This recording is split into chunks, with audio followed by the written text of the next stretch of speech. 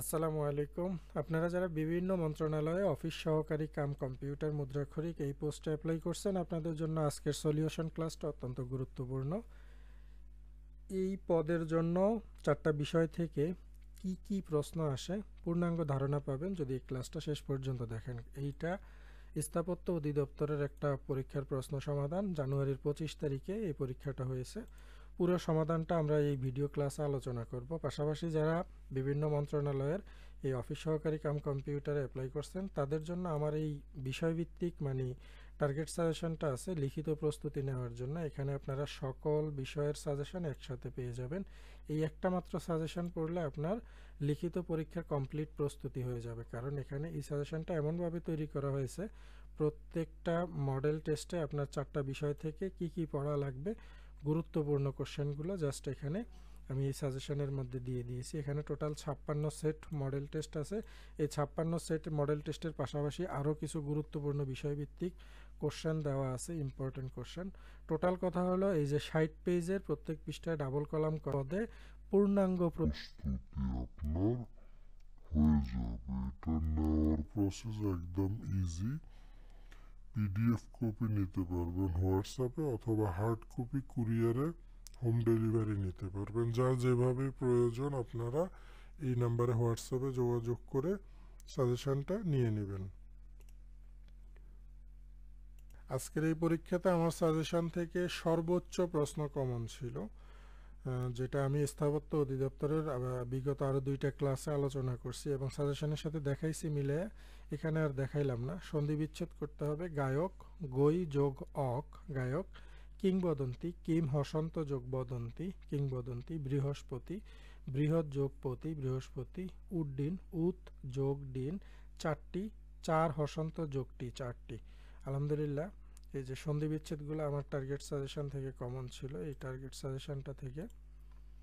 So যারা পরীক্ষার্থী আছেন এটা অবশ্যই সংগ্রহ করে নেবেন। এরপরে আছে ব্যাস বাক্য সহ সমাস নির্ণয় করতে হবে।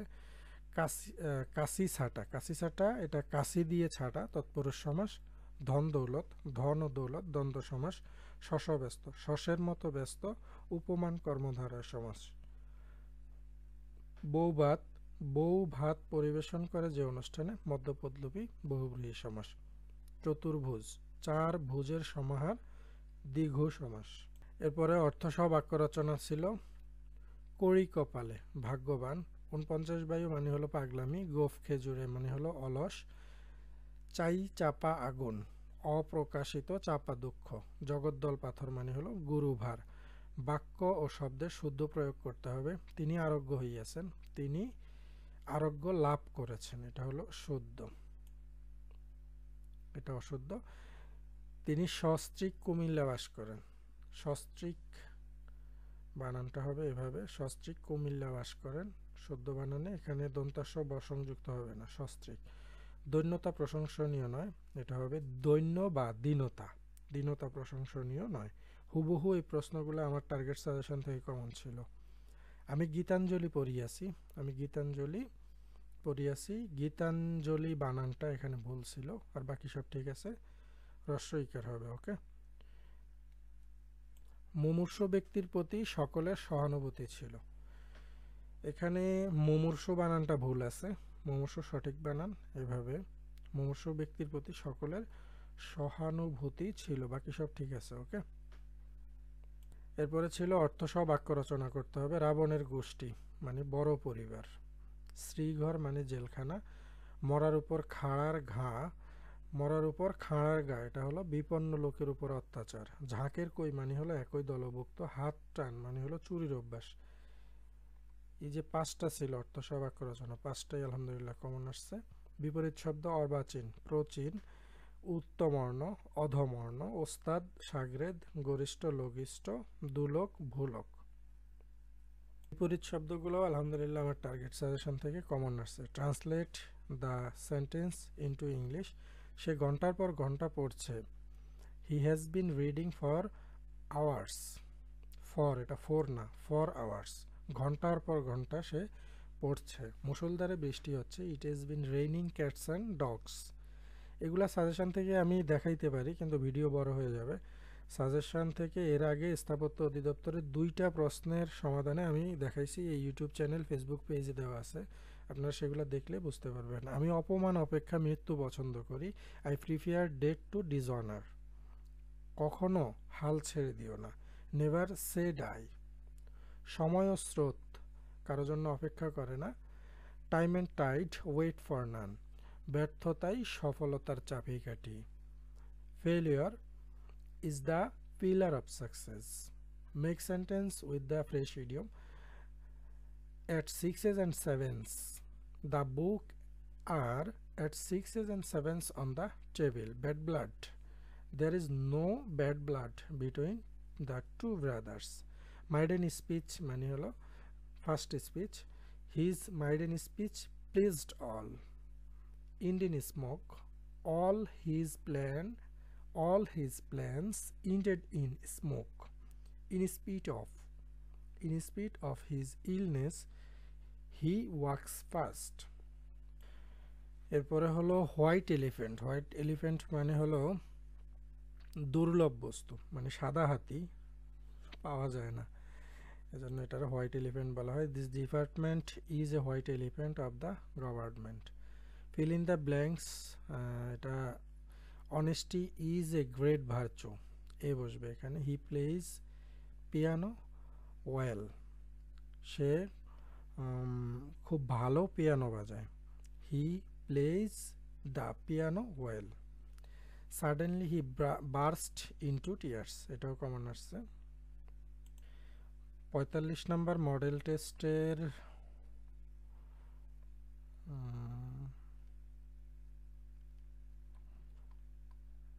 এই যে 8 নাম্বার থেকে এটা কমন আসছে, যদিও দেখাবো না বলছি, তারপরও দু একটা দেখাই দিচ্ছি। Suddenly he burst into tears. The tiger is fond of meat. Listen to what I say. Listen to what I say. Divide the mangoes, আমরে কি করতে বলছে, আমরে ভাগ করতে বলছে। দ্য বয়েজ, এখানে বয় এক বচন, এস যেহেতু দিছে বহু বচন, মানে বালকগুলার মধ্যে কি বলছে, ছেলেগুলার মধ্যে আমেরে ভাগ করার জন্য বলছে। তাহলে যেহেতু দুইয়ের মধ্যে বলছে, বহু বচনের মধ্যে দুইজনের বেশি আছে, তাহলে কি হবে, অ্যামং। বহু বচন বুঝাইতে এখানে কি বসবে, অ্যামং বসবে। এরপরে আছে প্লুরাল নাম্বার দেওয়া আছে, এটা first number plural number, singular number plural number করতে হবে। চাইল্ড সিঙ্গুলার, প্লুরাল হলো চিলড্রেন। Brother in law. এখানে বানানের একটু পরিবর্তন আছে। অ্যাপেন্ডিক্স, অ্যাপেন্ডিসেস। থিসেস, বানানগুলো একটু দেখবেন, প্রয়োজনে খাতায় এখনই নোট করে নিন। এজেন্ডা। লোভস। এরপরে আছে voice change. Do not shut the door, এটার ভয়েস চেঞ্জ কি হবে, let not the door be শাট। এটা সাজেশনের 61 নাম্বার পেজ থেকে কমন আসছে, do not shut the door. এভাবে আপনাদেরকে বললাম, অনেস্টলি বললাম, কেউ আপনাদেরকে সাজেশনের সাথে এভাবে মিলাই দেখাবে না, কারণ কমন আসলেই তো মিলাই দেখাবে। ভালো একটা সাজেশন পড়বেন, এভাবে সাজেশনের সাথে পরীক্ষার প্রশ্নের হুবহু মিল পাবেন। এই নাম্বারে হোয়াটসঅ্যাপে যোগাযোগ করবেন, যার যেভাবে দরকার। হোয়াটসঅ্যাপে পিডিএফ নিতে পারবেন, হার্ড কপি কুরিয়ারে নিতে পারবেন, যোগাযোগ করে নিয়ে নেবেন। The news shocked him, he was shocked at the news. We ought to obey our parents ought to be obeyed by us. He killed himself, এটার ভয়েস চেঞ্জ হবে, he was killed by himself. I saw him go, he was seen to go by me. Who will do the work, voice change, by whom will the work be done.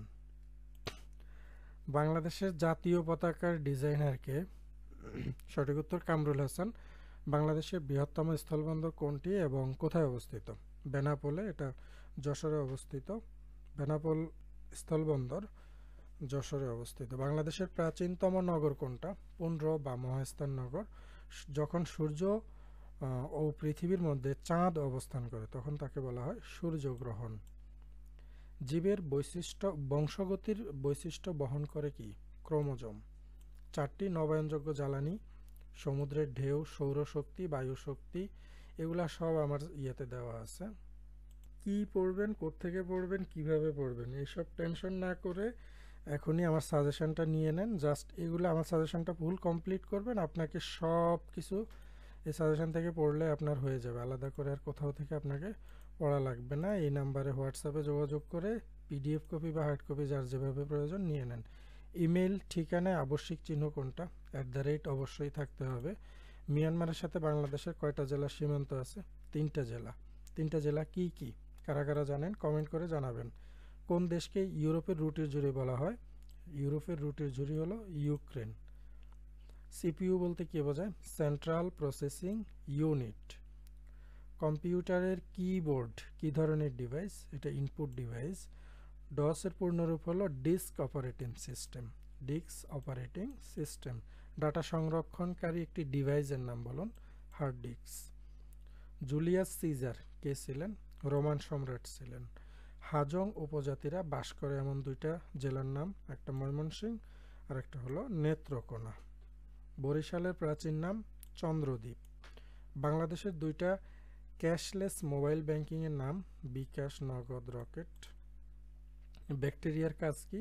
Bacteria পুষ্টি চক্র বজায় রাখা, খাদ্য প্রক্রিয়াজাতকরণ, ঔষধ ও জৈব সার তৈরি, পরিবেশ পরিষ্কারকরণ, হজম প্রক্রিয়ায় সহায়তা এবং রোগ প্রতিরোধে ভূমিকা রাখে। তবে কিছু ব্যাকটেরিয়া রোগও সৃষ্টি করে, আর এর আগে যেগুলো বলছি ওগুলো হলো ভালো ব্যাকটেরিয়া, আর এটা রোগ সৃষ্টি করে যেটা এটা খারাপ ব্যাকটেরিয়া। 263, 253, 241, এদের মধ্যে কোনটা মৌলিক সংখ্যা নয়? 241 এটা মৌলিক সংখ্যা নয়। বাংলাদেশ কি D8 এর সদরভুক্ত দেশ? বাংলাদেশ D8 এর সদস্যভুক্ত দেশ। D8 organisation for economic cooperation, যা ডেভেলপিং 8 নামেও কিন্তু পরিচিত। বাংলাদেশ, মিশর, Indonesia, Iran, Malaysia, Nigeria, Pakistan এবং তুরস্কের মধ্যে উন্নয়ন সহযোগিতার জন্য এই সংস্থা D8। আজারবাইজানে 19 ডিসেম্বর 2024 এই সংগঠনের 9তম সদস্য হিসাবে ভর্তি হয়েছিল। নেক্সট প্রশ্ন, x-1/x = 5 হলে প্রমাণ করো যে x-1/x হোল স্কোয়ার প্লাস 1 = 30। তো আমরা প্রথমে বাম পক্ষ লেখা শুরু করব। বাম পক্ষ লিখে a - b হোল স্কোয়ারের সূত্রটা লিখে ফেলবো।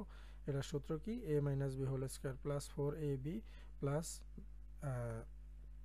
4ab, a - b whole square plus 4ab। Okay, আর প্লাস 1 লিখে ফেলবো। x আর x কাটা যাবে, এটার মান এখানে 5 দেওয়া আছে, 5 লিখে ফেলবো, আর এখানে থাকবে 4। বাকি ক্যালকুলেশন, 5 × 5 = 25, 4 আর 1 5, 25, 4 আর 1 যোগ করলে হবে 30। উত্তর কিন্তু মিলে গেছে, একদম ইজি। এরপরে x - y = 2 এবং x y = 24 হলে x + y/2 এর মান কত হবে? এখানে আমরা প্রথমে উপরের যেই এটা আছে x + y, এটাকে আলাদা করে একটু করব। x + y হোল স্কোয়ার মানে a + b হোল স্কোয়ারের সূত্রটা কি হবে? a - b whole square plus 4ab। তো এটার মান কত দেওয়া আছে? x - y হোল স্কোয়ার, এখানে 2 দেওয়া, তো 2 এর উপরে স্কোয়ার প্লাস 4, xy এর মান দেওয়া আছে 24 লিখে ফেলবো। মান বসানোর পরে এখানে জাস্ট ক্যালকুলেশন করলে 100 বের হবে। ওকে, তো এরপরে তাহলে এটা x + y, এটার মান কত বের হলো? 100।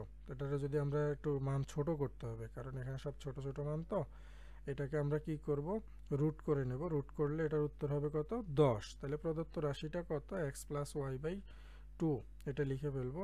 এটার মান হলো 10 আর নিচে 2, 2 দিয়ে 10 ভাগ করলে 5, এটাই হলো উত্তর। এরপরে প্রশ্ন, রহিম ধার্য মূল্যের উপর 30% ছাড় একটা ক্যালকুলেটর কেনে। সে কোনো ছাড় না পেলে 42 টাকা 50 পয়সা দরে সে বেশি দিতে হতো। সে কত টাকায় ক্যালকুলেটরটা কিনছে? ধার্য মূল্য হলো, ধার্য মূল্যের উপর 30% ছাড়, মানে যেটা ক্যালকুলেটরের দাম সেটার উপরে সে 30% ছাড়ে কিনছে। কোনো ছাড় যদি সে না পাইতো তাহলে 42 টাকা 50 পয়সা সে দিতে হইতো, তাহলে সে কত টাকা দিয়ে ক্যালকুলেটরটা কিনছে, টাকার অঙ্ক কিন্তু এখানে লিখে নাই, 30% ছাড়ে কত টাকা সেটা আমরা বের করব। মনে করি বইটার প্রকৃত মূল্য ক টাকা, এখানে বই হবে না, সরি ক্যালকুলেটর হবে। এরপরে কয়ের 30% কত হবে, ইকুয়াল 42.5।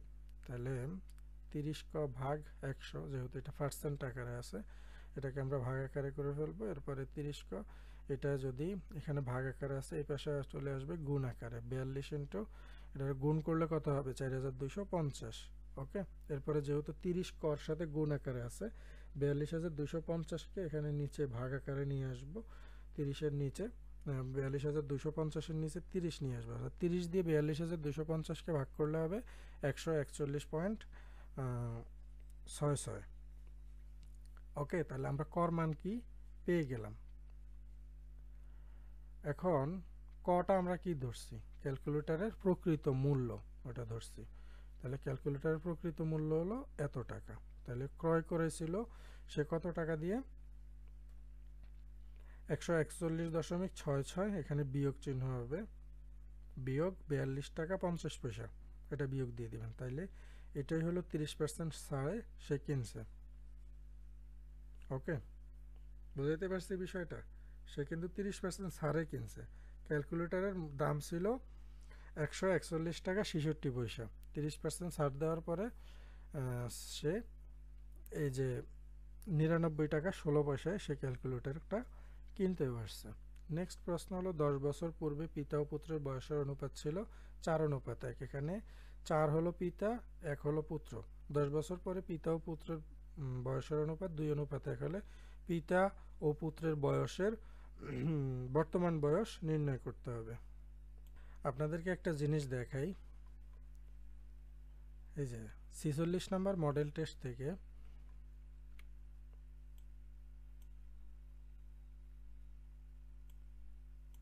এই যে দেখেন গণিতটা হুবহু কমন আসছে। এমন একটা সাজেশন যেটার সাথে প্রশ্নের সাথে সাজেশনের হুবহু মিল, এরকম সাজেশন অনলাইনে আপনি খুব কমই পাবেন। এভাবে সাজেশন তৈরি করে কেউ আপনাকে দেবে না, দেখতে পাচ্ছেন। এটা পৃষ্ঠা নাম্বারও বলে দিচ্ছি, 40 নম্বর পৃষ্ঠা, মডেল টেস্ট কত সেটাও বলে দিলাম। আচ্ছা, এটা কি এখান থেকে সমাধান দেখাবো? আচ্ছা, এখান থেকে দেখাই, যেহেতু শেষ প্রশ্ন। আচ্ছা, মনে করি 10 বছর পূর্বে পিতার বয়স 4x, এই যে 4 এর সাথে x গুণ করবে। 10 বছর পূর্বে পুত্রের বয়স শুধু x, এখানে 1 যেহেতু আছে শুধু x লিখতে পারি আমরা। তাহলে পিতার বর্তমান বয়স কত হবে, 4x প্লাস 10, মানে 10 যুক্ত করব। পুত্রের বর্তমান বয়স 4x প্লাস 10, 10 বছরটা পিতা পুত্র দুজনের সাথে যোগ করে ফেলবো। তাহলে প্রশ্ন মতে কী হবে, 4x plus 10 plus 10 plus x, 4x plus 10 plus 10 অনুপাত x প্লাস 10 প্লাস 10 অনুপাত 2:1, এটা লিখে ফেলবো। এরপরে জাস্ট ক্যালকুলেশন করতে হবে। এই প্রশ্নটার সলিউশনটা আমি এর আগেও বেশ কয়েকটা ইয়েতে দেখাইছিলাম আপনাদেরকে, সলিউশন ক্লাসে দেখাইছি, এখানে আর আলাদা করে দেখাইলাম না। এটার উত্তর হলো এটা, পিতার বয়স 50 হবে, পুত্রের বয়স 20 বছর হবে। ওকে, এরপরে ছিল আরেকটা চিত্র দেওয়া আছে এখানে,